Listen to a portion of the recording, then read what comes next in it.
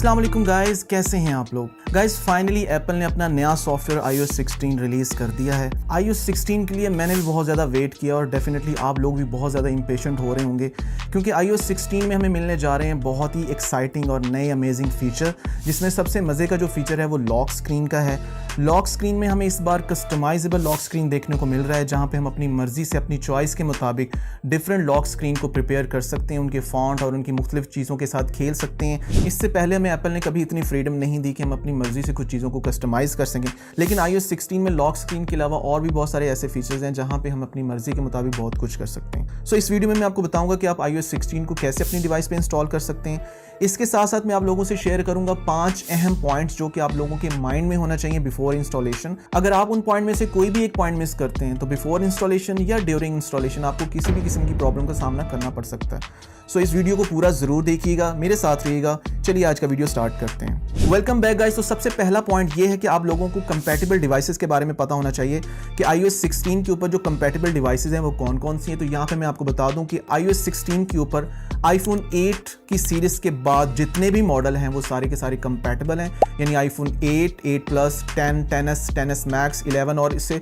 Onward जितने भी model हैं 13 तक वो सारे के सारे कंपैटिबल हैं। अनफॉर्चुनेटली जो iPhone 7 और 7 Plus वाले यूजर्स हैं वो इस अपडेट को इंस्टॉल नहीं कर पाएंगे। गाइस इसके अलावा जो सेकंड इंपॉर्टेंट पॉइंट है वो ये है कि आप लोगों को इंस्टॉलेशन से पहले अपनी अवेलेबल स्टोरेज के बारे में पता होना चाहिए, यानी आपकी डिवाइस के मुताबिक जो iOS की अपडेट है उसका साइज होगा। यानी अगर आपके पास कोई छोटी डिवाइस है, यानी 8 है, 10 है, 8 Plus है, तो वहाँ पे जो स्टोरेज है वो आपको ज़्यादा नहीं चाहिए होगी, क्योंकि वहाँ पे जो अपडेट फाइल है उसका साइज़ थोड़ा छोटा हो सकता है, मे बी 2 GB से लेके 3 GB के दरमियान हो। और अगर आपके पास बड़ी डिवाइस है, यानी 12 Pro Max है या 13 Pro Max है, तो वहाँ पे जो अपडेट का साइज़ है वो 5 से लेके 6 GB तक भी हो सकता है। So according to your device आपकी जो अवेलेबल स्टोरेज की रिक्वायरमेंट है वो वेरी कर सकती है। यहाँ पे मेरे पास जो डिवाइस है वो iPhone 8 Plus है। 8 Plus के लिए जो रिक्वायरमेंट है वो मैं आपको बता दूं कि यहाँ पे इसका जो iOS 16 की फाइल का साइज़ है वो 2.64 GB है, यानी तकरीबन 2.5 GB के करीब आपकी ये फाइल होगी। लेकिन अब ज़रूरी नहीं है कि अगर आपके पास 2.5 GB की फाइल है तो 2.5 GB ही अवेलेबल स्टोरेज होनी चाहिए। 2.5 GB से थोड़ी सी ज़्यादा, यानी तकरीबन 3 से 4 GB की जो स्टोरेज होती है वो आपके पास अवेलेबल होनी चाहिए, तब जाके आप इसके ऊपर अपनी जो इंस्टॉलेशन है वो कर पाएंगे। इसी तरह अगर आपके पास 13 Pro Max है तो वहाँ पे तकरीबन इसका जो साइज़ हो सकता है फाइल का वो 5.5 GB से लेकर 6 GB तक हो सकता है, और वहाँ पे आपके पास जो अवेलेबल स्टोरेज होनी चाहिए वो तकरीबन उससे 2 से 3 GB ज़्यादा होनी चाहिए। गाइस इसके अलावा जो थर्ड इंपॉर्टेंट पॉइंट है वो ये है कि अगर आप चाहते हैं कि आपकी जो डिवाइस की इंस्टॉलेशन का प्रोसेस बहुत स्मूथ जाए तो इसकी जो बैटरी है वो मोर देन 50% चार्ज होनी चाहिए। अगर आपके आईफोन की बैटरी 50% से कम है तो आप इसके ऊपर इंस्टॉलेशन नहीं कर पाएंगे। इसके लिए आप 2 चीज़ें कर सकते हैं कि या तो फ़ोन को एक ही दफ़ा फुली चार्ज कर लें, यानी 100% चार्ज करके उसके बाद इसके ऊपर इंस्टॉलेशन का प्रोसेस शुरू करें, या फिर आप इसको चार्जिंग पे लगा के भी आप इंस्टॉलेशन का प्रोसेस शुरू कर सकते हैं। यानी दोनों चॉइसेस आपकी हैं, बट ज़रूरी है कि आपके फ़ोन की जो बैटरी है वो इंस्टॉलेशन के लिए 50% से ज़्यादा हो। गाइज इंस्टॉलेशन का फोर्थ इंपॉर्टेंट पॉइंट ये है कि आपका जो फ़ोन है वो वाईफाई के साथ कनेक्टेड होना चाहिए, यानी आप इसको अपने डाटा के ऊपर सेलुलर प्लान के ऊपर इंस्टॉल नहीं कर सकते। एंड मेक श्योर कि जो आपका वाईफाई कनेक्शन है उसकी स्पीड काफ़ी अच्छी हो, क्योंकि यहाँ पे वाईफाई कनेक्शन की स्पीड के लिहाज से भी और फाइल के साइज़ के लिहाज से भी आपका जो डाउनलोडिंग का जो टाइम है वो वेरी कर सकता है। क्योंकि अगर स्पीड अच्छी है और फाइल छोटी है तो यहाँ पे आपको 10 से 15 मिनट भी लग सकते हैं, और अगर फाइल का साइज़ बड़ा है और connection on the other hand slow है तो आपको 2 से 3 घंटे भी लग सकते हैं डाउनलोडिंग के प्रोसेस में। गाइज मेरा लास्ट पॉइंट जो है वो बहुत ही ज़्यादा इंपॉर्टेंट है आप लोगों के लिए।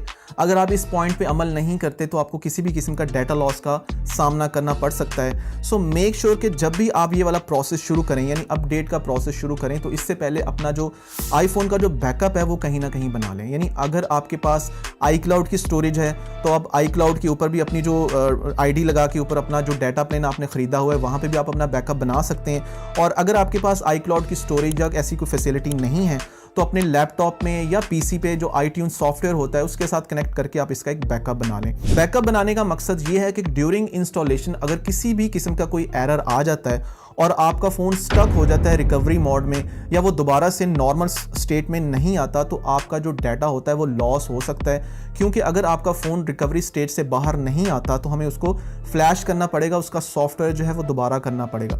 सो इस सिनेरियो से बचने के लिए मेक श्योर कि आप अपने फ़ोन का जो बैकअप है, उसका डाटा है, कहीं ना कहीं सेव कर लें। अगर आपको iTunes के साथ अपने आईफोन का बैकअप बनाना नहीं आता तो सिंपली फ़ोन को पीसी के साथ कनेक्ट करने के बाद उसकी जो मीडिया फाइल्स हैं यानी फ़ोटोज़ और वीडियोज़ आप उसको कॉपी कर सकते हैं। यहाँ पे मैं आपको एक लिंक दे दूंगा जिसके ज़रिए एक सॉफ्टवेयर है 3U टूल, जहाँ पे आप अपना फ़ोन कनेक्ट करने के बाद अपनी फ़ोटोज़ और वीडियोज़ को अपने पीसी में कॉपी कर सकते हैं। क्योंकि फ़ोटोज़ और वीडियोज़ के अलावा आपके जो कॉन्टैक्ट्स होते हैं, मैसेजेस होते हैं, कॉल हिस्ट्री होती है, नोट्स होते हैं, मेल्स होती हैं, ये सारी की सारी आपकी iCloud के अंदर ऑटोमेटिकली सेव हो जाती हैं। बट जितनी भी एप्लीकेशंस हैं जैसे स्नैपचैट है या आपकी व्हाट्सएप की हिस्ट्री है, ये वाला जो बैकअप है फिर आप नहीं कर पाएंगे। गाइज इन सारे पॉइंट्स के अलावा एक बात ये भी अपने माइंड में रखें कि वो दोस्त जो अब तक iOS 16 के बीटा वर्जन यूज़ कर रहे थे, अगर वो फाइनल वर्जन पे जाना चाहता है तो सबसे पहले उनको अपनी डिवाइस में से जो बीटा वर्जन की प्रोफाइल है उसको रिमूव करना पड़ेगा। तो उसके लिए सिंपली आप सेटिंग में जाएं, सेटिंग में से जनरल में जाएं, जनरल से आपने यहाँ पे VPN और डिवाइस मैनेजमेंट में जाना है और यहाँ पे आपको वो लिंक शो हो रहा होगा यानी iOS 16 बीटा प्रोफाइल, उसको रिमूव कर दें। और रिमूव करने के बाद सिंपली आप जब सॉफ्टवेयर अपडेट में जाएंगे तो यहाँ पे आपको फाइनल वर्जन का जो लिंक है वो शो हो जाएगा, यहाँ पे आप उसको इंस्टॉल कर सकते हैं। और अगर आप चाहते हैं कि आप बीटा वर्जन पे ही रहें, यानी कि अगर iOS 16 के बाद कल को एप्पल 16.1 की बीटा 1 देता है या उसके बाद बीटा 2 आता है, तो आप सिंपली उस प्रोफाइल को दोबारा भी इंस्टॉल कर सकते हैं, जिसके बाद आप जितने भी बीटा वर्जन है उनको इंस्टॉल कर पाएंगे। सो गाइज़ अगर आपने ये सारे पॉइंट्स अच्छे से सुन लिए हैं, इनके ऊपर अमल कर लिया है, तो अब मैं यहाँ पे आपको बताता हूँ कि किस तरीके से आप अपने आईफोन को अपडेट कर सकते हैं। तो बहुत ही सिंपल प्रोसेस है। आप सिंपली सेटिंग में जाएं, सेटिंग में जाने के बाद यहाँ पे नीचे जनरल में जाएं और यहाँ पे आपको सेकंड ऑप्शन नज़र आ रही है सॉफ्टवेयर अपडेट। इसके ऊपर आप क्लिक कर दें तो वो खुद ही उसको चेक करने के बाद आपको बता देगा कि आपके पास कौन सी अपडेट्स अवेलेबल हैं। यहाँ पे हमारे पास दो मेजर अपडेट्स अवेलेबल हैं, एक 15 की सीरीज़ की है यानी 15.7 और दूसरी है iOS 16 की। यानी वो लोग जो iOS 16 पे अपडेट नहीं करना चाहते वो सिंपली अपनी डिवाइस को 15.7 पे भी अपडेट कर सकते हैं, और जो लोग iOS 16 को अपडेट करना चाहते हैं वो इस पर क्लिक करने के बाद डाउनलोड और इंस्टॉल के ऊपर क्लिक करें, इस पे एग्री कर दें और यहाँ पे आपकी कनेक्शन के मुताबिक आपको जो डिवाइस का रिमेनिंग टाइम यहाँ पे पता लग जाएगा कि कितनी देर के अंदर आपकी जो डिवाइस है वो आपकी जो iOS की फाइल है वो उसको डाउनलोड कर लेगी। और तकरीबन फाइल डाउनलोड होने के बाद 10 से 15 मिनट के अंदर अंदर आपके फ़ोन के ऊपर इंस्टॉलेशन का प्रोसेस जो है वो कंप्लीट हो जाता है। सो गाइज़ ये बहुत ही सिंपल प्रोसेस है, इसके ज़रिए आप अपनी डिवाइस के ऊपर iOS 16 की इंस्टॉलेशन को कर सकते हैं। इसके अलावा भी अगर आपके जहन में कोई पॉइंट है, कोई ऐसी बात है जो क्लियर नहीं कर सका मैं इस वीडियो में, आप मुझे कॉमेंट सेक्शन में बताएं, मैं उसका ज़रूर रिप्लाई करूँगा। वीडियो अच्छा लगा हो तो इसको लाइक करें, शेयर करें, इस चैनल को भी सब्सक्राइब कर दें और बेल आइकॉन को प्रेस कर दें ताकि इसी तरह की इन्फॉर्मेटिव वीडियोज़ आपको मिलते रहें। इंशाल्लाह मुलाकात होगी आप लोगों से अपनी नेक्स्ट वीडियो में, तब तक के लिए अल्लाह हाफिज़, पीस।